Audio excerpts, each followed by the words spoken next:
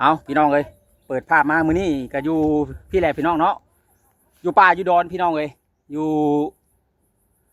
นาพอเถ่าพายพี่น้องเนาะมื้อนี้ก็เดินทางมาหาทางพอตู้พายพี่น้องเลยก่อนอื่นก็สบายดีเด้อสวัสดีพ่อแม่พี่น้องป้องปายเบิดสุขูสุคนเบิดทุกหม่องทุกบอนบ่ว่าจะเป็นพ่อแม่พี่น้องทางภายในหรือว่าต่างประเทศพี่น้องเลยเนาะก็ยินดีต้อนรับเข้าสู่ช่อง YouTube บ่าวกับไผคือเก่าคือเดิมพ่อแม่พี่น้องเลยมื้อนี้มาทักทายสบายดีเป็นตอนเที่ยงๆพี่น้องว่าจะมาสู่มันประตูไปหาเลาะลิ้นพอผ่อนคลายหายโศกเศร้าเงางอยพี่น้องเลยโธ่มาเห็นนั่งอยู่เอื้อมเตื้อมอยู่โดยสบายดีเด้อประตูโธ่มาแต่ทางไหนนี่ตามไปจุดทัวร์มาทีลงมาแต่พุ่นแล้วแต่โน่นพุ่นแล้วไปหาลงหญ้าไปนำพยานจุดทัวร์มันจน เมื่อยแล้วก็ลงเลยเนาะมาแต่ไปหาลูกหญ้าบ่อยากสบายสอ อยาก ง ว่าไป มื้อ ทางกันเนี่ยไปนี่ อันบ่อยู่บ่ทนบ่ได้นี่สองมื้อเลยอยากลอยนะจะคือจะไข่อยากหนาวเฮ็ดนะชาติก่อนยังบ่ได้ลงมาง่ายดอกโอ้ก็เลี้ยวมึงอยู่หักต่างแต่ว่าบอกร้านแล้วมีคนมาเอิ้นแหละไปเอิ้นกูเด้อบ่ให้ร้านนี่ไปเอิ้นนี่ว่าจะนะแล้วก็ลงมามันลอยเป็นชีบ่ม่วนนี่ก็โต เป็นสีแบบลอยๆว่าเมื่อยว่าเป็นไข่กับโบแมนออกร้อนๆหนาวๆนะพังเว้านี่บอกบ่ถือว่าเป็นไข่กับโบแมนว่า สั้นยังบ่ได้ลงมาดอก อากาศเปลี่ยนแปลง มันเรื่องว่านี่นั่นบ่ หรือว่าพักผ่อนบ่เพียงพอบ่หรือว่าคิดฮอดผู้สาวน้อย ลมพัดลมพัดในพูนงอยคุยดัง น่ะ แล้วก็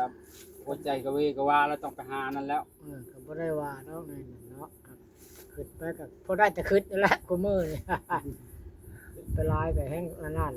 คิดไปหลายแห้งหลายบ่ ขึ้นไปลายมันก็หลายเนาะ อยู่แนวนี้มันแห้งเงียบเงาแล้วเนาะ อยู่ในชีวิตเฮานี่มันก็สิเบิดเท่านั้นแหละชาติขึ้นในใจนะ ช้างมันเนี่ยในทงยามนะเธอไปเห็นยาเปิมนะ ถือไปตลอดนะ จนไม้ผู้ชาวว่าจนไม้ผิดกล้อง เป็นไม้เลขบ่ใกล้จักเทื่อ ฟ้า พันดีบ่ บ่ก็บ่ดีคืนนี่ก็เบิดเช้า30ก็ว่าบ่ถือดอกหักชื่อพันว่าได้งมหอยลงมาไปเห็นร้านเอาหอยมาอาญาอยู่ไอ้นี่แล้วแม่นอีหลีตลาดออกเสือบ่เห็นบ่มันบ่มีดวงเลยแหละดวงมันบ่มีตัวเองอยากรวยพูดเลยบ่รวยเมื่อนั้นก็มาซื้อช่องโตก็ถือเลยเมื่ออันเดือปากแกงมื้อ18บ่มื้อ718บ่ บ่ มื้อนั้นล่ะวะ เมื่ออัน มื้อที่ว่าเฮามาส่งเจ้าน่ะมื้อชื่นน่ะ มือปลาแกงมันซ้ำเด้ โอ้ ก็ว่ามันนี่ซื้อเอาตัวก็ว่าร้านสิซื้อช่องโตตัวเอง ล เอา ง แต่ มาคนเดียวอ่ะ ตัวนี้ก็แม่นอยู่แล้วเนาะคิดไปก็คือเว้าหั่นแหละคิดก็ได้แต่คิดซ้ำนี่ทำบุญมีก็ได้บุญบ่มีก็แล้วบ่ได้ประเดียวแล้วเขาเจ้าก็ซองมันบ่มีดวงนั่นแหละผู้มือ ดวงบ่ทันมาฮอดเนาะ ยันดวงไปทันฮอดก็มี ไป เออ ไปใช้ เอ้าขอน้องแผดกับบ่าวจอยที่บ้าประตูเรา มา เป็นหยังบ่ฮู้นี่ฮู้ว่าเป็นแบบออกร้อนๆหนาวๆแบบเมื่อยๆแบบจังใดบ่จักบอกบ่ถึง ลอยๆโอ้ลงก่อนว่ะ ลอยไปว่าโหลมออกใหม่นะลงเทปครับ ซีแมนลงมาตะพูนแล้วตะโนน ไม่แล้ว แล้วก็เอาคนยังบ่ได้มาซั่น ลงมานอน กินยังแต่เช้าพ่อ ยิ้วเข่าไปจะกินแล้วเข่าเลย กินเลย ข้าวเช้ากินยัง ประตูพายเป็นลมแล้ว โอ้ยร้านซื้อหมูมาเท่าไรมื้อแล้วแหละแล้วก็ลงมาแต่เฮือนโตโหดแล้วโอ้ยเขาว่าป่นปลาทูว่ากูบ่กินดอกกันผัวกินได้แล้วขึ้นโน้นหั่นลงงา ประจอบข้าวงาม ข้าวเที่ยงนี่กินเลย ยังแล้วมันก็แล้วมื้อนี้ เป็นยังไงแหละ โอ้ยพอหาก็กินว่าง10โมงนี่เนาะลงมาแต่เฮือนโตโหดไปบ่ได้เฮิงนะไปอันนั้นก็ได้ประมาณชั่วโมงปลายนี่แหละ สบายดีเด้อประตู มาดีอัน ประตูพายถาม มันกัดบ่ช่องมือนี่เป็นสิละลอยแหล่ๆนะ เจ็บแข้งเจ็บขาสิล้มออกบ่ เป็นเงึกๆงักๆบ่ เลยเพราะว่าเห็นฝนตกอีกคืนนี้เจ็บอ่ะเป็นไม่ได้ อย่าบ่ผู้ใหญ่ ฮะ เจ้าก็คิดฮอดผู้สาว จะว่ากินข้าวผู้สาวบ่ เป็น จะ ฮอ คิ ด ดฮอดชาวนางมาหาหรือว่าคิดหนักบ่ เป็นฮอดพบปะนั่นแหละ ไปว่าไปกินออมลูกหวกชาวนางสอน เอ้ย ไปกินแกงละห่วงเนาะ ไปกินมักขี้พวนสุกให้ชาวนางขึ้น ทุกเลยนะเนี่ย สุกแล้วได้ มันจะแม่นเดือนเก้าหรือเดือน ห้าม เก้า ประสุกปกติเฮาดำนา ครับ ดำนาเฮาสุกได้ อันนี้ปีนี้จ้า บ่ได้มั สาวพายเป็นได้มื้อนั่นน่ะคือว่าผู้สาวมาหา โอ้ เสน่ห์แรงเด้อเพิ่นนี่เนาะ มาแล้วเราเคยมา โอ้ มาอยู่เรื่อยดอกชะนาง เรากินฮอต เราบ่องค์ไผดอกชะนางได้ แม่นบ่ คนนิสัยดีได้ล่ะบ่เกลียดบ่หยังแล้วไปอยู่ผู้บ่อน ไปสิเว้าแล้วก็เว้าบ่ให้เนาะ แล้วเว้าบ่รับบ่ได้ เป็ หาน ย ได้ขนาดนั้น แล้วหายคนบ่เป็น ใครเว้าก็ยา มั ก กอยู่บ่สาวๆนางนี่คุณตัว ไป พาย ไปนอนน้ำโลดนะ มักอยู่บ่เอาบ่ตามตรงเอาความจริงนี่ โอ้ย มากแล้วคันเราเอาเนาะผู้ใหญ่ มักบ่ มักกะมันประสบสิได้เห็นนะ เป็นอะไร จักแล้วเว้า มันบ่ทรงสิเป็นไปได้บ่ ประสบสิเป็นไปได้ อ๋อ คน บ่ น่ะ แน่ คน ได้ คน อายุ เว้เกลียด อายุนี่เป็นเพียงตัวเลขซื่อ อื มันบ่แน่นอนได้เนาะบ่หนอม เว้นี่พวกเราคนก็พอจะตายน้ำเล่าบ่แล้วเนาะ เอาแล้ว เอาแล้วมาสร้างว่าแท้ เอ้ยพอเอาได้สั่นนี่ อืม มาคำมึกกลับไปกันนอนนรกลาวอ่ะ เออ เราว่าอย่างไง เราเว้าใส่เจ้าพังบ่ แท้บัดนี้ แล้วใช่แล้วก็เว้าเนาะ จะบอกเจ้าบ่ อืม เอา ไปน แล้ อ วน ำได้แบบ เพราะ นี้ ว่า ว่า มาแล้วไปว่ามาฮักกับเกี่ยวไปโอ้ยกับแม่นแล้วก็ว่าบานแล้วเนาะ บัดไปฮอดรถแล้วนอนเพื่อนเจ้านอนตาราง มา บ่เป็น เจ้าโตเราว่าจะไปดำนาซอยแล้วเราให้เจ้าอยู่แล้วว่าจับไก่รออยู่จะคาชวนพญายต้มกิน บ่แน่เจ้าบ่มาเอาเนาะ อืม ก็ย่างไปก็ย่างบ่ได้ โอ้ยว่าพญายตัวปันตัวเด็ก เรา น้อ ว่าย เกี่ยวข้าว เราว่าอันนี้แหละผู้เฒ่าตัวเด็กน้อยแล้ว มาเกี่ยวข้าวเราอ่ะ เราเอามาเกี่ยวเขาได้บ่นี่ไร เราสิเอาไปเกี่ยว เกี่ยวเขาในแห้งบ่อึดของกินเด้อพญายามปลาจ้ะ เว้าเลย ข้าวไม้ปลามันอย่าปะโท บ่อึดนี่ลี ผู้สาวก็ใหม่เด้ โอ้ยข้าวไม้ปลามัน บ่อึด จำ นี่ เล ลีเลย ย ความกินอยู่หน้าเราเนาะ กินข้าวแล้วก็ไปก้อยกุ้งนะพญาย น้ามันก็สิคอนช้อนกุ้งมันก็สิคักอยู่แล้ว กินก้อยกุ้งมื้อนี้กูยังไป ได้เลยเนาะ แต่ก้อยกุ้งเลยมื้อนี้เนาะ เจ้านางเว้าอยู่ได้มื้อน่ะ อ่า สอนรถให้เราสอนกับพญายรถ ก็จะได้ฮุบเครื่องไปเลยเนาะ บ่แล้ว ได้ บ่เกี่ยวพญาย เนาะ เอาเชือกกางเกงคัดสันนี่แหล้วลงน้ำ แม่น แล้วก็เปลี่ยนพักแล้วมื้อนี้ แม่น แล้วก็หากินมาขี้พวนอยู่ป่าพ่อ มักคือวนทุกข์ไปได้ ให้ชาวนางขึ้นพญายก็เก็บ แต่เก่า แม่น มากันแมนแล้วเขามาเดือนเก่าเลยเนาะ ชาวนางบ่ได้ยากได้ชาวนางน่ะชวนไปใส่ มัน กับ เป็น ไป เดือนสิบแล้วนะ เรากินฮอ มื้ ต อนั้น ตัวพาย เราชวนอยู่ไดกุ้งก็มีแล้วในหนองนี่ล่ะว่าจนก้อยน่ะ ป่าอย่ากินแกงหน่อไม้ไหลก็มีหน่อไม้ไหล เอาเด้ตัวพายเห็นได้บ้านนี่คือเหงาแท้ผู้สาวชวน กิ น่ะ นโมเราก็มีเฮ้ยไป กินหมู เอาเงินกันคาโมน้อยแล้วก็โดดให้พญายกิน ไม่ได้เงาแล้ว มื้อนี้สิพาพ่อตู้พายไปถามพ่อเฒ่าเลย เออ เป็นจังไดสิดอก สิรับลูกสาวได้อยู่บ่นี่เอ้ยสิรับลูกเคย ถึงฮอดเฮือนแม่เฒ่าพ่อเฒ่าเลย เออ ถามชิ้นชอดเลยมื้อนี้ฮะ ทำชิ้นซอย พ่อเฒ่าสิเอาเท่าไรแบบนี้นะ กล้าบ่ตัวพาย ว่าใหญ่ๆเลยเนาะ ร้านนี่แหละสิพาไปมื้อนี้แหละสิถามนางเฮียงกันโลดกับพ่อเฒ่า ตัวพ่อเฒ่าแล้ว อ๋ออย่างนี้นะชาวนางว่าคอยขาดผู้ชายเลย6-7 ปีแล้วเหรอวะ ว่า มื้อนี้น่ะสิพาไปหาแล้วสิให้พ่อเฒ่า หาย พา ตัวย แล้ว ไผ ก็ ขาดแล้วนี่ พ่อพร้อมสาวนางพร้อมนางเฮียงกันน่ะสิถามบัดนี้ เหี่ยวก็ผิดปกติแล้วล่ะ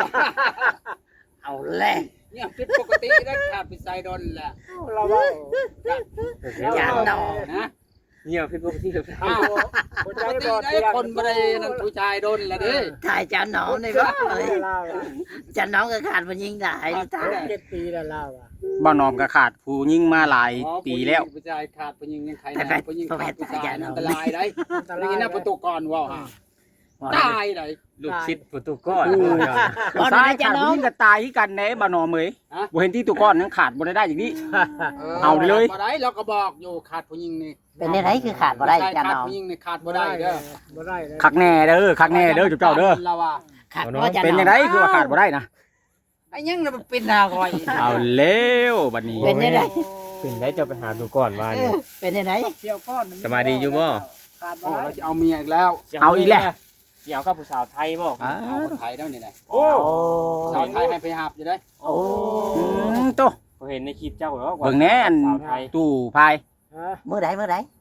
เสี่ยวอันเจ้าน่ะเอาสิเอาไม่อีกแล้วขาดผู้หญิงบ่ได้ ครับเราขาดบ่ได้เรา เราคือชะนีแห้งแท้บ่เนาะ จะน้องบ่ขึ้นก็สิหาจะน้อง นี่เราว่าอันนั้นมันแห้ง คือบ่ใบคอชะนีน้ำเล่าแน่ มันบ่ค่อยได้ไปนี่ จะน้องครับยิงหลาย แรกก่อนนี่สิไปเพราะว่า จะน้องบ่พูดบ่ออกเลย เพราะว่า จะ ว่า ท้อง กระแลงเพื่อนสิก่อนจะเฮิงบ่ได้ไม่สิกระแลงเพื่อนมันโอ้ ไปไปตายแล้วแหละ อ่า พ่อเฒ่า ขาดบ่ได้ก็ สิไปน้ำอยู่บ่มื้อนี้นะ ไป ก้อยกุ้ง อ่า บ้านสาวนาง แล้วก็สินั่งล้มกันกับอันพ่อเฒ่าเลยเฮียงกันได้มื้อนี้ คุยกับพ่อแม่ทางพ่อแม่พ่อเฒ่าไม่เฒ่า มีประตูพายแล้วก็มีพ่อสาวนางแม่สาวนางสาวนางนั่งเฮียงกัน4คนมื้อนี้ เป็นพ่อ พ่อใหญ่ ให้บ่น้องเป็นพ่อ คัน ซื้อ ชาวนางมาเอาเอ้ยเราเป็นยังพ่อใหญ่ ใช้เอื้อยเรา เอ้ยเรายังบ่เคยเอาโพจากเธออะไร เอาแล้ว อยู่บ้านบ่ โอ้ดูมันขนาดนั้นเอ้ยเราเจ้าเฮ็ดยังพ่อใหญ่ อยู่บ้านบ่เอ่ยแล้วนะ ไปถ่ายเอื้อย ค แล้ว นที่ดำๆในเด้เอ้ยเรา สองคนมื้อนั้นกับแม่เราบ่ เอ้ยเราก็จำกันกับยาเขาแล้วแต่คนดำ เมื่อคนไปจะบิด ยังบ่เคยเอาโพจากเธออะไร ค่อยไปอยู่คือบ่เห็นจ้ะ พักดูมันขนาดเอ้ยเรา บ่ บ่มีไปเทียบเรื่อง บ่นอน บ่ได้อยู่เฮือนเราไปหาของขาย รับไปหาคุณครูบ่ ไปเทื่อเดียว บิด เว้ย กับเราบ่ เฮ้ ได้ ย เขา ไป เคย เลย ถามอยู่ไว้ว่าทำตุภาย อุ้ย จะเอา ท่านกูด ไปละเทื่อแล้วบ่เห็นเอาคนถูก บ่ก็ไปเรื่อยอยู่เด้เนาะ เขาว่าคือ เนาะบ่นอนเนาะค่อยไปเรื่อยอยู่คือบ่เห็นบ่นอน พ่อแม่เขาให้เอาได้ โอ้ เพราะคนไปจะบิดนะเราอยู่นะเราอยู่ จักเขาก็จำบ่ได้เราบ่ค่อยอยู่เฮือนได้บ่เที่ยงได้เราไปหาของขายหาของ ยามแรงค่อยไปเรื่อยอยู่กับ เรา บ่เฒ่า เป็น พาย คนดูนะพ่อใหญ่เราอยู่บ่เที่ยงดอก มื้อนั้นคือ เขา มี สิ ช่ ต่ อ อง ให้พ่อใหญ่นี่ดีกว่าเขาว่าได้ ประตู แนว พา จะ ย กินชันงัวเนาะ บ่ว่าดอก ป้าตัวกับพ่อใหญ่ได้จำนั้นกับป้าโทษทำได้งัวแทงเข่าไม้ได้ได้ อ้า บ่เฒ่า เป็นได้ไรคือเงิ บ่ได้ เอาไว้ บ่ได้น้องเลยสิเอาเอื้อยบ่บ่ กู ได้ เมาถึกตะโนตะนงบ่ ยังบ่ได้เห็นยังบ่ได้เห็น แทงแตะบิดนี่ยัดบ่กินยาเด้อ เอาแล้วเจ็บดังบ่ เจ็บดัง เจ็บใด เอาแล้วมาสร้างว่าแท้บ่นอนมื้อนี้แม่นอยู่บ่ ขอยยังบ่เห็น อันนี้ใด เขาค่อยเห็นบ่แม่ คนนี่จนยันยังบ่เป็นบ่ได้ เอาแล้ว ประตู จะ พาย ค่อยเห็นบ่ สิเข้าหาเอื้อยแล้วบัดนี้ฮะ คันชาวนางบ่แบบบ่จริงจังอ่ะลุยเอื้อยเราเลย เอาแล้ว บ่ได้น้องสิเอา สา เอื้อย มีได้เอื้อยเราได้พ่อใหญ่ชื่อมี เจ้าต้องติดต่อให้เราเด้อจ้ะน้ อ๋ อ อง ดูบ่มีไผเปรียบเทียบเรื่อง ตู้นอมแฮงเว้าคัก อ่า เอาลีได้ ในเอื้อยน่ะซ้ำงัวชนเข้าไหม่บ่เคยเอาผัวจัก โอ้ยบ่ เทื่ เค อย เอาผัวจักเทื่อบ่มีไผจีบเราเลย สาวนางยังว่าเราเคยเอาจนมีลูกเนาะ คนบ่ปากบ่หยังคนซื่อ เอาแล้วแบบนี้ต้องถูกพาย ๆ ต้อง ไป จัด หาของกินอยู่โกยแบบมาจะหากระโปไปช้อนลูกฮวกเลือกลูกฮวกไปช้อนปลา หุ่นน่ะ หาหน่อไม้แล้วบ่ได้อยู่ซื่อๆไปแล้วบ่เคยเห็นเราดอก อืม เขาเอิ้น ไป ว่าคน หา ตะ ข โก อง ง ให้แม่เราขาย จะไม่เขาเจ้าเอิ้นว่าคนตะโกง เก็บเงินก็เก้งมันได้พ่อใหญ่ บ่ว่า ประหยัดอีกยักษ์ อื้อ บ่ บ่ใส่เงินอีก บ่ใช่ ไปตลาดตะลีเนี่ยไปซื้อเสื้อผ้านี่ซื้อเสื้อผ้าของกินบ่ซื้อ ฮะ บ่ต้องเงิดขนาดนั้นล่ะเป็นคนขี้เหนียวค่ะ เออมันในนั้น เราประหยัด คนละขี้เหนียว คนตะโกงในนั้น คนตะกองหัน เพราะว่าเราคิดว่าหาเงินคำยากเนาะ เขาว่าก็บ่มีผู้หาใส่ ถ้าว่าบ่จำเป็นในเราสิบ่ใช้นะ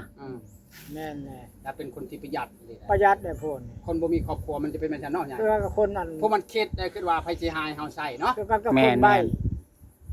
คนนั้นปากคือก็ปุ๊ดูขนาดเรื่องอันประหยัด ใช้เงินบ่ แพงเงิน เอาเลยเรียกว่าใช้เงิน พญาเป็นได้ผู้ชาวนั่นนี่บ่ได้ไปจอบเบิ่งบ่ บ่ได้ เชียงนาติดกันน่ะ บ่ได้ประจอบนะ เอาพัวแล้วบ่ โอ้ย ใช่ว่าผู้บ่าวเก่ากับผู้ยาแหละ ฮะ กลับมาก็คือว่าผู้บ่าวบ่เอาว่ะนี่เขาเว้าได้ บ่เอาเยอะบ่เอาเลยผู้บ่าวเก่า แล้วบ่บ่ เราน่าจะคืนอยู่ครับผู้บ่าวบ่คืน นี่เขา มันบ่มีใครเอาละแนวนี้โอ้ย เฮาว่าคัน บ่ลายดูสิเลยลาย เฮาว่าจังซี่จ้ะชาวนางชาวเมีนะจะเลือกเรา2คนนี่ ให้ประตูพายเลือก 2คนนี่พ่อใหญ่พายไปเลือกเอามื้อนี้ อ่า เอาชามีมานางนำเลยมื้อนี้ฮะ นั่นแหละก็เราอยู่ ต้อง เนาะ โตเอ้ย ต้อง เนาะ จัดให้จันหนอมแนะนํให้จัน จำคุยให้เรียบร้อยก่อน เปิดโตเอ้ยชนะเลย คันแปลว่าคันผู้เจ้าตกลงก็ซื้อเอาโมนันเลยโมชาวนางเลย เออ เออ ผักสู้เลย แม่น ดันหมดคืน เราคือ ทางเว้านี่สิบ่ได้หาเลิกหายามบ่ได้หามื้อหาหยังคำว่าทางนั้นตกลงทางนี้ก็ คือกัน ห้ำมาลด บ่ ยามแรง เข้าบัญชาบ่เกี่ยว อ่า เพราะว่าเฮามาอยู่นำกันซื่อๆเด้ บ่เกี่ยวบ่ แล้ว อยู่บ่ได้ วัดจากอันนั้นเอาบัญชาจะคอยว่ากัน ไปขอไปยังเนาะไปใหญ่เนาะ ผู้ใหญ่สิ เฮ็ดเวียกเฮ็ดงานแล้ววะ ประตู อยู่ พายก็ จะได้แล้วเนี่ย ประตูพายคนดูอื่นสิไปอยู่ซื่อๆเป็น อยู่นำกันก็จะโพเมีย เนาะประตูคนดูอยู่ซื่อๆบ่เป็นได แต่แม่ สิบ่ชน ก็ เขา เราก็ คื ยัง น สิ เดียว เกี่ยวยังพันษา พ่อใหญ่คือจะเคยเห็นโดยชาวไม่ว่า จังว่าไปทีแรกคือว่าช่องคนเฒ่า